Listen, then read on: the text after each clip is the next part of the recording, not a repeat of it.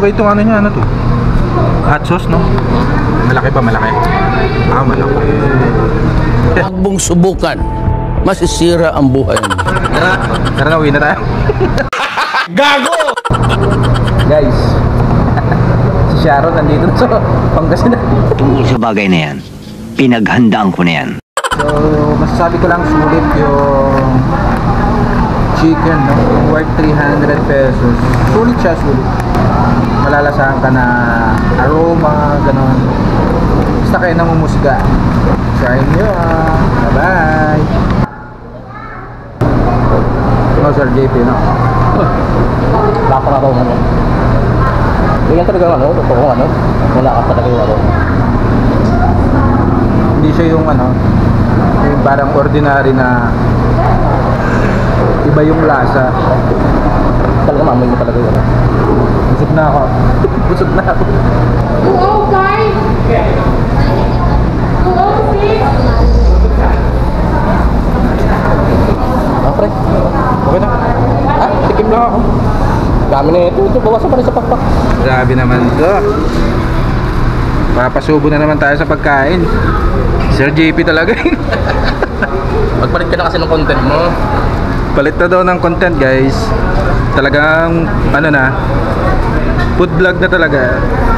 Yan, tikman natin yung white chicken. Di pa naman ako sanay sa ganito. Ang init pa kasi. Bagong luto. Pero mabilis oh. Oo. Sabi 30 minutes oh.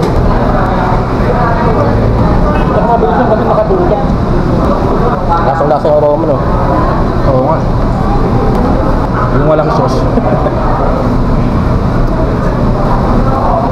Hindi na kami nakatiis.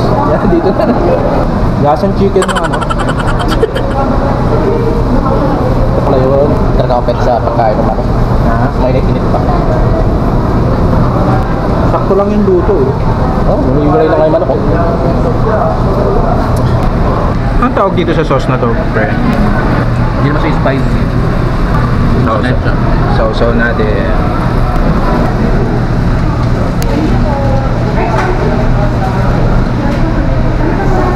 Hindi ko mapaliwanag yung sauce eh.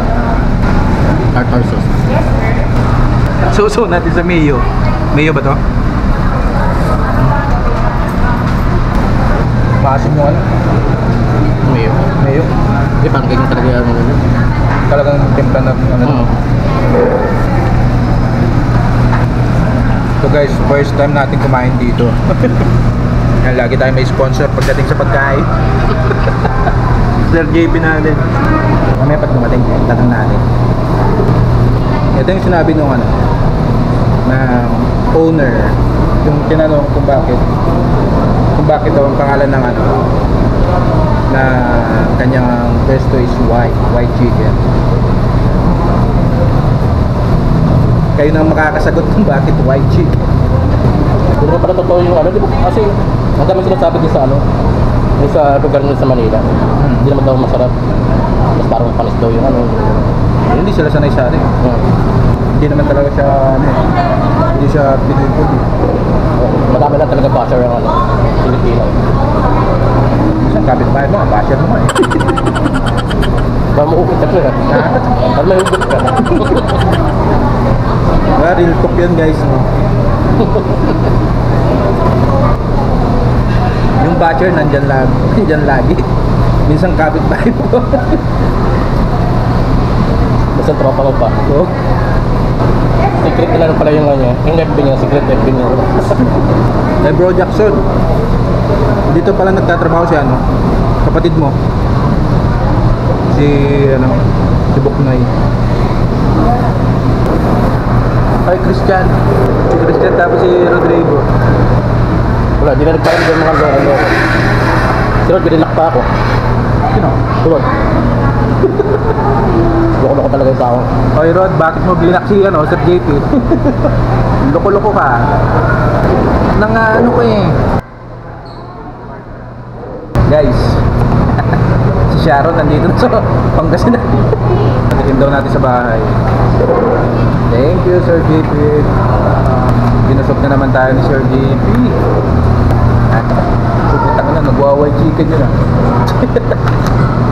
Yan guys, so masasabi ko lang sulit yung chicken, no? Yung worth 300 pesos. Sulit siya, sulit. Iba yung lasa dun sa talagang nakasanayan natin na lechon. Ibang iba yung lasa. Although chicken, no? Pero may malalasahan ka na aroma, gano'n. Basta kayo namumusga. Try nyo guys. Try nyo ah. Bye bye.